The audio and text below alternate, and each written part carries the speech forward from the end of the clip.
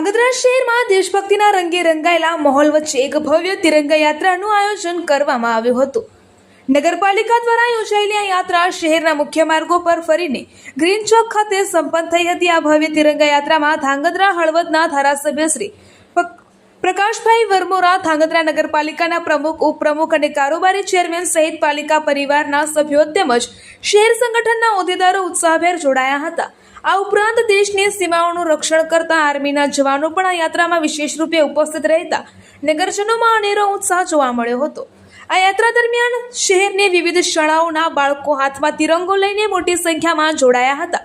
વિદ્યાર્થીઓ ભારત માતા કી જય અને વંદે માતરમના નારાઓથી સમગ્ર ધાંગધ્રા શહેર ગુંજી ઉઠ્યું હતું। શહેરના મુખ્ય માર્ગો પરથી પસાર થતી આ યાત્રાનું નગરજનો દ્વારા અને વેપારીઓ દ્વારા ઉષ્માભર્યું સ્વાગત કરવામાં આવ્યું હતું।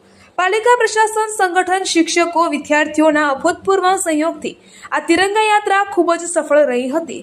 રિપોર્ટર ક્રાઇમ ન્યૂઝ મહેશ સોની, ધાંગધ્રા, સુરેન્દ્રનગર।